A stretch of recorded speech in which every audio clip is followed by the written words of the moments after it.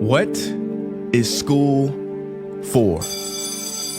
Feel free to call me slow, but I spent 16 years going to school, and I still don't know. When I finished, I didn't know how to do my own taxes, purchase a home, or apply for a loan. I didn't know a thing about investments, building credit, or getting a job. I graduated at the top of my class, and what did I have? This fancy diploma to sit at home with my mom. But luckily, they did teach me some important skills like factoring trinomials and how mitochondria is the powerhouse of the cell. I'm so happy I remember the Pythagorean theorem, because it helped me a lot. Okay, I'm lying. Let me stop. Because all the stuff they taught me, truthfully, I forgot.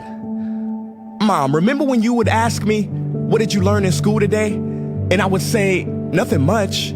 I wasn't being modest. The truth about it, Mom, is I had already forgotten. And it's not just me. Millions of students sing the same song. How many of you guys avoid eye contact with the teacher to try not to get caught upon? Afraid to raise your hand for fear of being wrong, which proves that school isn't an environment for learning or building up the intellect. It's just a game you play for grades and how many A's you can collect. But I guess what do you expect when the most commonly asked question in class is this gonna be on the test? Is this gonna be on the test? See, if school put learning instead of testing and memorizing as the top standard, then the letter F would not stand for failure. It would stand for find another answer. And if school was really interested in our personal and academic success, students would wake up later, have more freedom, and homework a lot less. And that's not my opinion. This conclusion has been scientifically tested and proven. And any teacher that doesn't believe me, feel free to check my works cited page to inspect. Oh, and I did it in MLA format because I know that's all you will accept. See, students would get more benefit from an extra hour of sleep than putting them through the torture of an extra essay, reading 150 pages, doing problems 1 through 60 on the worksheet, and having 3 projects due by the end of the week. Not only is it pointless pain, but it's also dim-witted, because we get so much work, but they don't teach the time management skills to deal with it.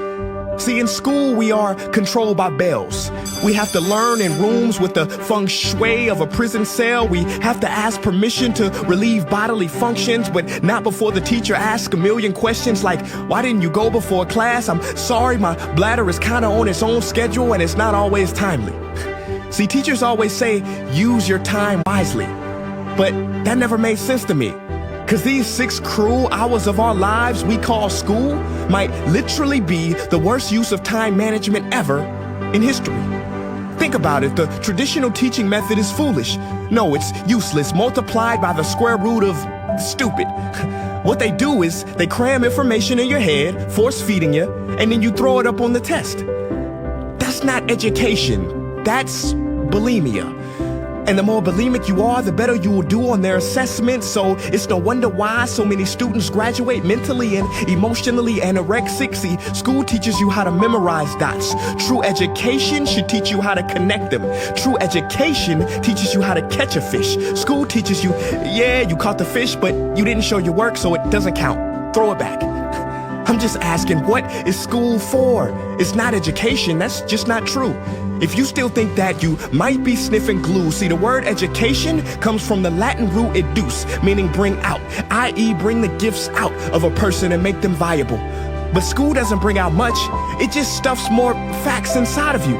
Now, some of that stuff is justifiable. We need reading, writing, and some arithmetic. That's fair. But are you telling me metamorphic and igneous rocks are more important than self-care? If suicide is the 3rd leading cause of death of ages 10 to 24, and Harvard studies suggest the biggest predictor for success is self-control and emotional health, then why the heck aren't we taught how to handle stress, bullies, or rejection? How about anxiety or depression? You know, skills we need for our entire lives. Bro, I don't even know how to cook. I'm honestly surprised I'm still alive. But hey, at least I can name all the battles that happened in the Civil War. Seriously, what is school for?